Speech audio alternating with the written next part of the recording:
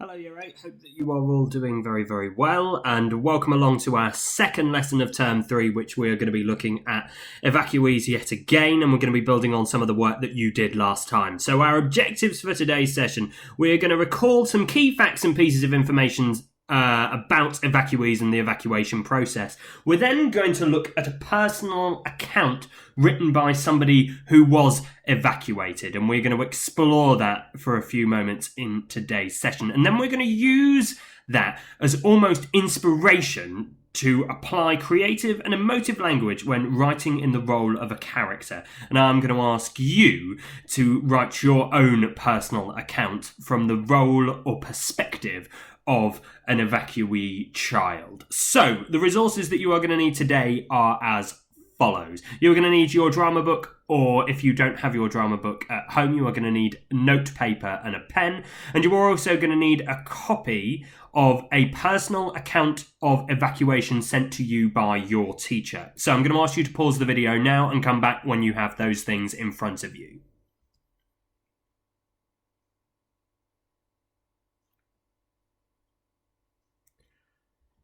Lovely stuff. Welcome back. Okay, so our first task today is as follows. What can we remember from the research that we did last lesson? So without using any of your notes, I want you to recall between 5 to 7 different facts that you researched last lesson. Your facts should be specifically about evacuees and not World War II. Okay, so I want it to be particularly about the evacuation process or evacuee children, or facts and pieces of information around that specific area or time period, and not about World War II in general. So I've given you a small example of what I'm looking for on the screen. I'm going to give you 5 minutes or less to complete this. So I'm going to ask you to pause the video now and come back when you have those facts and pieces of information. You can use my examples to help you, but you cannot use those as your own. Okay, so pause the video now.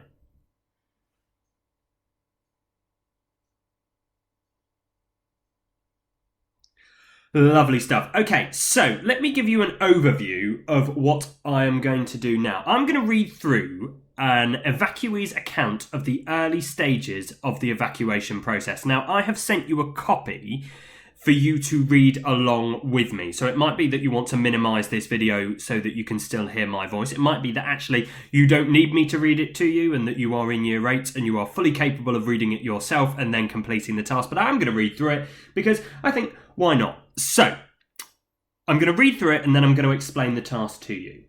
I woke up that morning feeling fearful of the events to come. I was young to be evacuated. Up to then, I had not been anywhere without my parents except for 1 or 2 Sunday school outings. My clothes had been packed in my regulation rucksack. It was the deluxe version, crudely made of sacking but waterproofed and green-coloured supplies, supplied by the school at the cost of 9p. The ordinary ones were brown sack colour, not waterproof, and they cost 6p. I don't remember the journey to school, but my mother came with me. I don't even remember my farewell to my dad and sister, because they went off to work as usual. Not many East End dads could afford to lose a day's pay. At school, those of us who were going away assembled in the hall. The other children stayed in the classrooms. Each of us in the hall had our rucksack, our gas mask, and our cardboard box hung around our necks by a piece of string. Our hands clasped a paper bag containing the prescribed iron rations, a bar of chocolate, some raisins, and an orange. The lonely fear was soon replaced by a group excitement, just like going on a school outing, but none of us had ever experienced it before. None knew what to expect, when we were going, or how long we would be going away. I suppose that none of us realised what was really happening. We were grouped into classes at the appointed hour. We were marched out of school single file and across the road. It was a main road and the traffic had been stopped by a policeman while a crocodile of several hundred children crossed over. There must have been a big hold-up for the traffic. There were lots of mums outside the school gates and along the 200 yards of road to the station. My mum was there, but I didn't notice her. I don't remember any kids crying. The railway station, Hackney Downs, served a suburban line to Chingford on the edge of Epping Forest, and I'd only been to the station before on family days out to the forest. It was a strange feeling. The whole school crowded onto the platform. The train then pulled into the station. It was just like the ones that went to Chingford, a little tank engine with very rudimentary coaches. I thought, oh goody, we are going to Chingford. We were crowded onto the train. It was a crush, and we were not very comfortable with our luggage, but I got a seat next to a window. I soon knew we were not going to Chingford. The stations we were passing had strange names. The toiletless train was hurried. The little engine had probably never pulled a load such a long way before. But we munched our way through our chocolate and raisins, and after about a 4-hour train journey, the train stopped. The station name was Downham Market. I'd never heard of it. We were kept in the train while the carriages were emptied one by one, and once again the classes were asked to assemble in a single file and then marched across the track into the cattle market. I had seen cattle markets before whilst on holiday in Durham, but most of the children didn't know what this area, divided into squares by iron railings, was. Each class was allocated a cattle pen.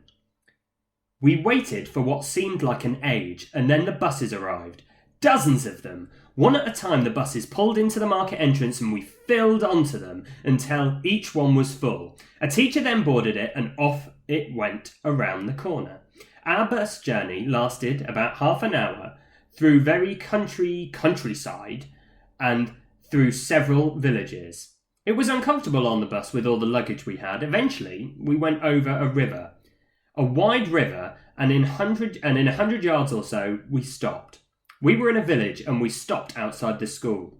There were lots of people around, men, women and children, all curious to know what the kids from London looked like. We had no idea where we were, but we were marched into the school and sat down in the classrooms. The teacher, who came with us, asked if any of us wanted to pair up. I looked at the boy next to me. I'd never liked him very much, but at least it was a friendly face in a very strange world, and we agreed to pair up. None of my regular friends came with us. Our would-be hostesses were let in. No men, only women, and the reviewing selection began. Rather like the preview at an auction. I'll have him, and that too there will do, and that little girl with the curly hair. The voices sounded strange, difficult to understand, but they were obviously speaking English. All the women seemed broad-shouldered, brown faces, hard weather-beaten faces. Some were smiling, some people not. Us pair were very late in being selected. In fact, we were beginning to hope that no one wanted us and that we would be sent home. But eventually, we were chosen. What I would like you to do, now we have finished that story, is I would like, in your copy of the account, I would like you to highlight 4 to 6 moments that really stood out to you. For an extension, stretch and challenge task, I'd like you to add a sentence underneath that explains why you chose those 4 to 6 moments, each of those 4 to 6 moments, why they stood out to you, why you chose them. So I'm going to ask you to pause the video now. I want you to spend no longer than 5 minutes doing this. Off we go.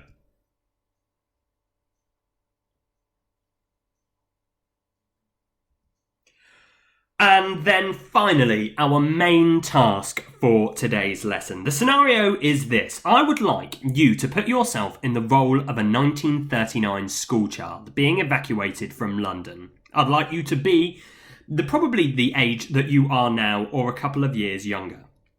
Like the character in our account, you have just reached the holding centre, moments before you were about to be paired up with a host family. Your first task is, at the top of your diary entry, I'd like you to write down your character's name, age, and where they are being evacuated from, and where they are going to. Your main task is this. In the role of your character, I'd like you to write a diary entry about your journey leading up to that moment that you are in the holding centre.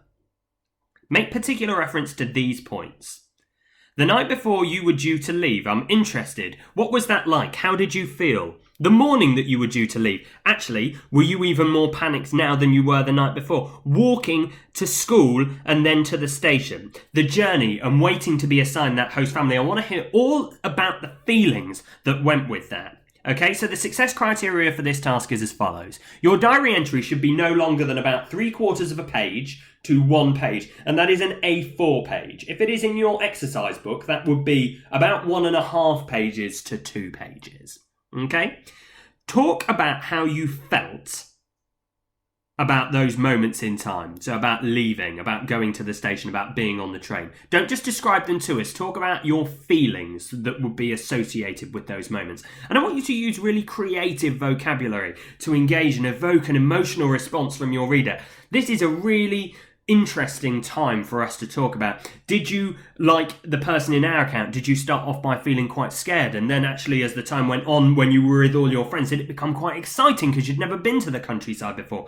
Use the account that we have read through, look at that and think about applying that to what you are writing. Look at that to steal some ideas from it. That's absolutely fine. Okay, so the maximum time that you should be taking on this task is about 30 minutes. 30 minutes or less. And I'd like you to pause the video now and come back when you have completed it.